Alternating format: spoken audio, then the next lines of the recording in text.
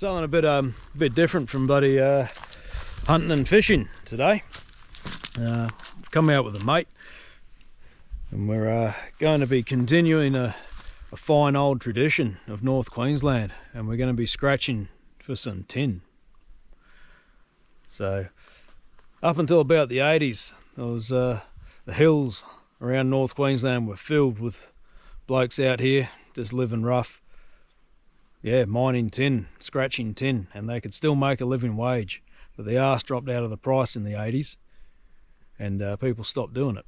But the tin is still here, so we're just doing it for a bit of interest sake, just to you know, have a bit of a look and yeah, see what the old boys are up to. So anyway, I'll show you a few things as we get into it. So that hill there, right? Yep. And there was a lot of tin work off that hill, and this is the gully. But what they've done is the machines have come in here and they've worked sort of everywhere they can before they hit this bedrock and pull the fuck out of their blades and rip the blades up and shit. And they've taken all the fucking surface tin off. But then over the next 20-30 years of all them lumps that they've missed have started to erode, then the tin starts to just deposit into the thickness. So you'll see, well, there's your natural land up over there. Down in here is being worked. You got hard edges, you got mounds of dirt. Gotcha. Come down here, you can sort of see the spot that I know the tin's rich, but it's fucking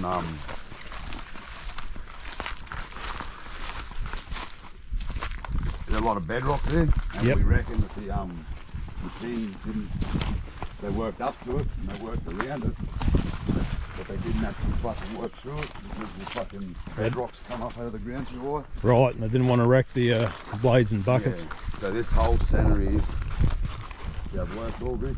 You can see where the machines are pushed. They've collected and grabbed, and there's all tin running out of all these clay piles. Yep. And the tin sticks in the clay. Yep. You won't see. Oh, we'll find it as we go. Yep. Yeah. We reckon the machines come right up through this gully here. They sunk a deep hole in that gully there to get the best that we just kept going down. Yeah. Yep. But they got to here and they hit all this bedrock. Gotcha. And they couldn't work it with their machines anymore. Yep. So they haven't really worked this centre in here. No, yeah, you can see. The tin's really washed and started to concentrate in here real good. Yeah. We reckon the creek used to run up there. If you look up there, a lot of the rocks up there are river worn. Yeah. So I reckon they've inadvertently diverted the creek. Yeah, it's inadvertently, you reckon, or you reckon they did it on purpose? They would have just, because they wouldn't have been working it wet. They would have been working it dry. Okay. And I reckon that they would have just stacked their tails or something over where the creek used to be.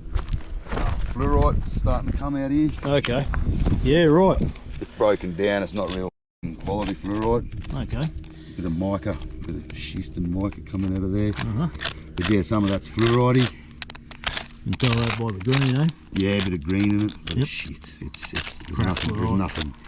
nothing jammy or quality about it. Nah, right. You can see what he's done here, man.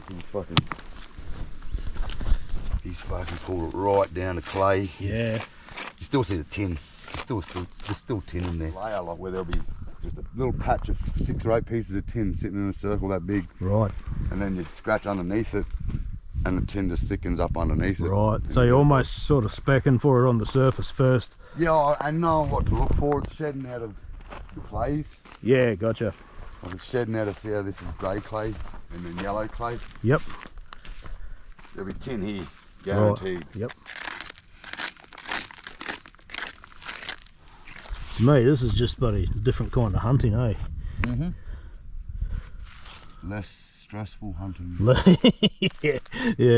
Probably a little less adrenaline, but a lot less stress too. Oh yeah, definitely. That's an odd sort of fucking rock. It is. You almost reckon there's some sort of mineralisation going on in there. Yeah. Well, there's just a piece, right? Just bash some rocks up. There's a piece of tin. It's like it's only a small piece. Yep. But that's everywhere. Right. You just got to find where it's richer. You know, there's no point in digging. you only find a speck, that can just have fell out of anywhere. It'll be in this clays. Yep. But it's too wet at the moment. You've got to wait till the clays dry out and you can actually smash it up with a pick. Ah, right, okay. Because you just can't sieve that shit. Yeah, gotcha. And doing this, next time it rains, all this sand will wash away. Yep. If there was any tin sitting here, it'll show itself. Yep. So it's almost like... Pretty sure I saw a couple of a chunky piece come up just in here, but... Yeah, well, you definitely could well be. There's that piece? Yep, that's a chunk of tin. Yep.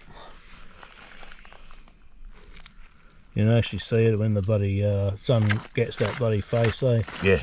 Face it there. Yeah, we'll keep moving, mate. Yeah, cool. There's a lot of colour through the tin, eh? Yep. Yellows and oranges. Right. Reds. This is where a paintbrush is good too. To get the dust off, eh? Yeah. There.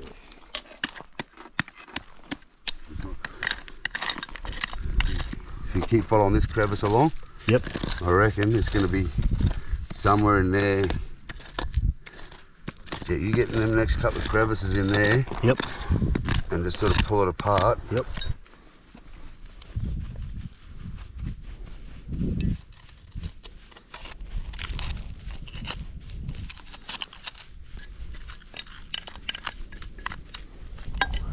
Straight into the sieve. Straight in the sieve, mate. Some of it's, well, not fine tin, but... Yeah, but for all the chunks of tin you see, there's be as much fine tin in there, eh? Right.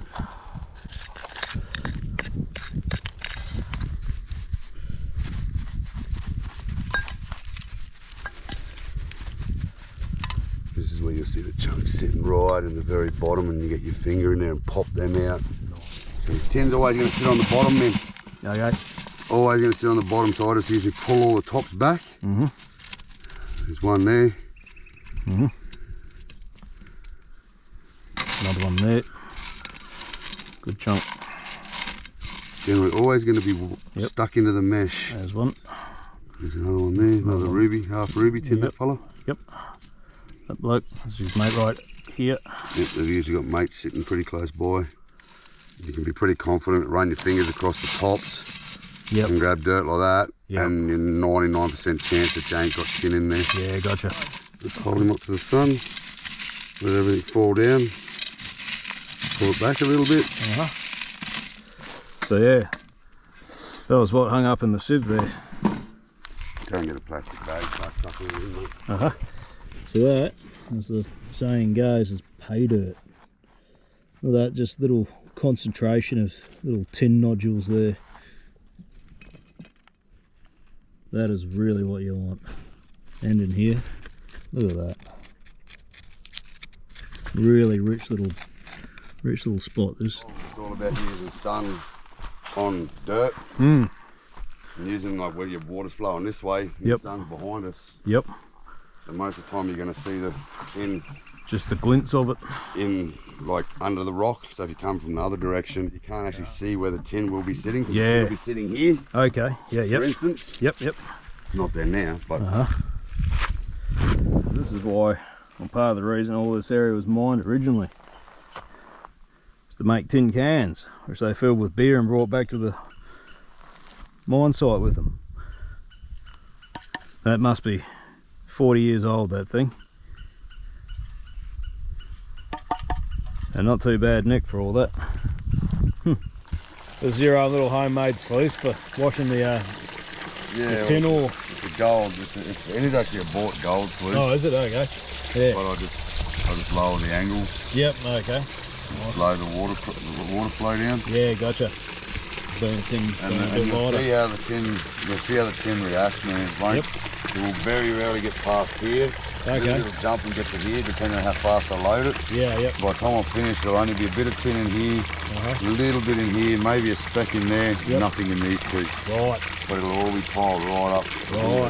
Right. We've got some good concentrated dirt. Yep. Yep.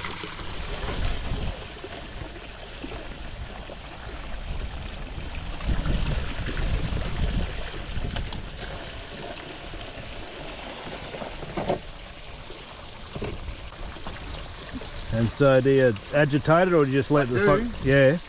Yep. After about 3 or 4 scoops, I just make sure it starts to clean. Yep. But right at the very end, I really agitate it to clean the last of the sands, the last of the silts. Yep. Out of the actual concentrated tin. Gotcha. So it's less for me to pan out at the end. Yep. Paintbrush. Magic paintbrush. It'll just fall through. Oh yeah, yep. But you have a look. Not too rough though, eh? No, not too rough. Now if you look, all the tin starts to concentrate in here.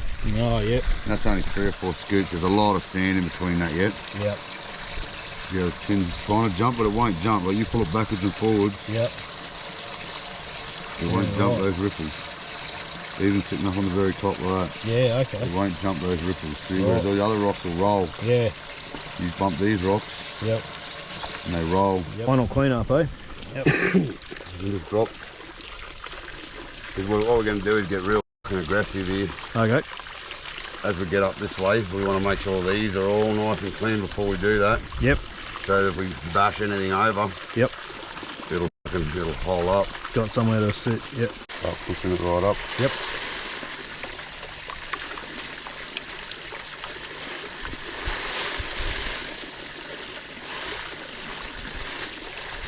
The more mucking around I do now, the less I've got to pan out, man.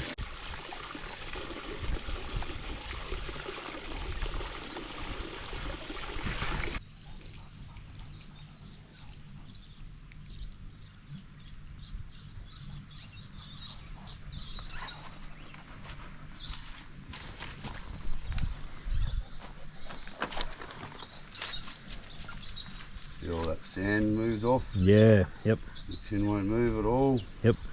That thing's too full of dirt to use. Right. Oh right. Yeah.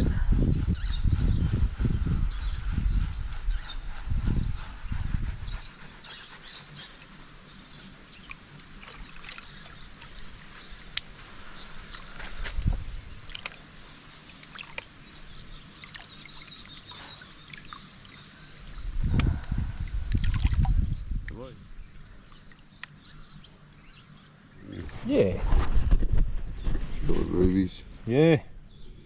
That's nice. Nice little pound full of clean, well, mostly clean tin there. That's half of today's efforts, eh? Mm. Nice one. Shiny bright. Cool. Cheers, mate.